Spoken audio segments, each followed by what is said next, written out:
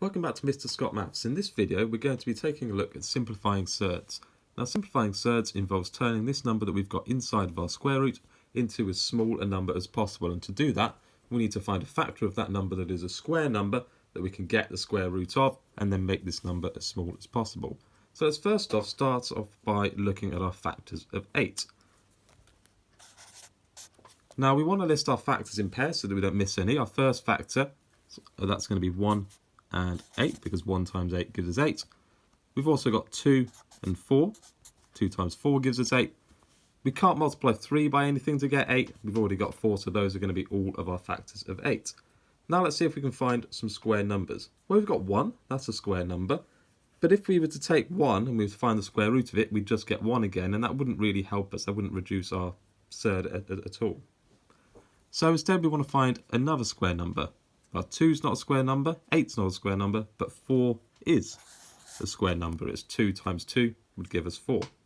So we can turn this square root of 8 into the square root of 4 times 2. So we're taking those pair of factors there and putting them inside our square root. 4 times 2, of course, gives us 8. We can now separate these two out into two separate square roots. So we could have the square root of 4 multiplied by the square root of 2. That still means exactly the same. That still gives us that square root of 8. We've just separated it out and made it a little bit easier for us to visualize. So we've now got a square root of 4. Well, we can find the square root of 4. We've already said that 2 times 2 gave us 4. So the square root of 4 must be 2. And then the square root of 2 we can't do anything with, so we just leave it as it is. So we've got 2 multiplied by the square root of 2. And then our final step, all we need to do is we can get rid of this multiplication sign, and we can just write our answer as 2 root 2. So that's still exactly the same as the square root of 8, but that's now in its simplified form because inside of our square root we've got a smaller number. Now let's look at another example. This time we're asked to simplify the square root of 32. Let's try and speed it up a little bit. We've got to still find our factors first of all. So our factors of 32. Our first pair would be 1 and 32. We could have 2 and 16. We can't multiply 3 by anything to get 32, but we can have 4. And 4 would go with 8. And 5, 6 and 7 don't work. So these are going to be all of our factors of 32. Now again, let's look for some square numbers. But again, we're always going to have this 1, aren't we? But it's not going to do anything for us, so we just ignore it. We've got the square root, or square number 4. And we've also got the square number 16. So now we've got to make a decision on which of these two square numbers that we're going to use. Well, if we were to use 4, we'd get the square root of 4 times 8. We'd then find that square root of 4, we'd get 2 root 8, but we'd still end up with that square root of 8, which we saw in the previous example. We can simplify further. So actually, we want to pick our bigger square number. That's going to be the square root of 16. So that's the one we're going to pick. We're always going to pick that biggest square number from our list of factors. So if we're using that pair of 2 and 16, we can change the square root of 32 into the square root of 16 multiplied by 2. And then again, we can separate these two out into two separate square roots. So the square root of 16 multiplied by the square root of 2. Then we can find what the square root of 16 is. Well, that's going to be 4. 4 times 4 gives us 16, so it'll be 4. Multiplied by the square root of 2. And again, we can just get rid of this multiply sign. And we'd be left with an answer 4 root 2. Again, that's still the same as that square root of 32. It's just in a simpler form because we've got this smaller number inside of our square root.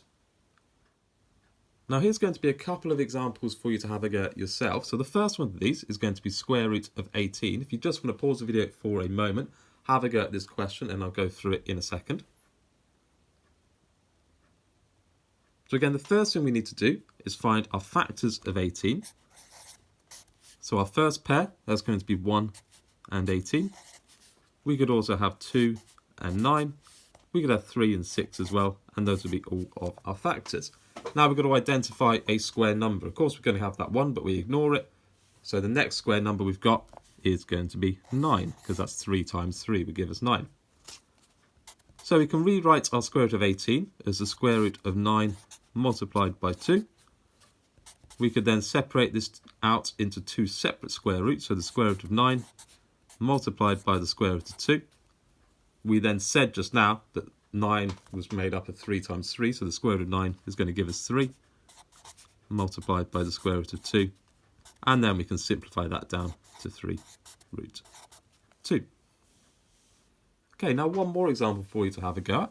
We've got the square root of 48 this time, so again, if you just want to pause the video for a moment and have a go at this one, and I'll go through it in just a second. So again, the first thing we want to do is find our factors of 48. So our first pair is always going to be 1 and 48. Our next one, we've got 2 and 24. We could have 3 and 16. We could have 4 and 12. We can't have 5. Can we have 6? Yeah, we can have 6. We could have 6 and 8. And then we've got 7 left over. 7 doesn't go with anything. So those are going to be all of our factors of 48. We've got quite a few factors this time.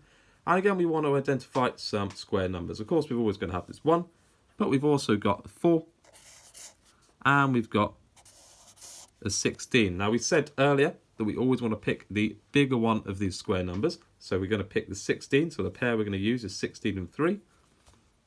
So we can rewrite the square root of 48 as the square root of 16 multiplied by 3. We can then rewrite this out as 2 separate square roots. That would be the square root of 16 multiplied by the square root of 3.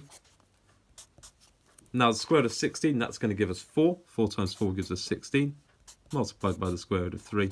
And of course we can just get rid of this multiplying sign. And we get an answer of 4 root 3. Make sure to like and subscribe for more maths videos.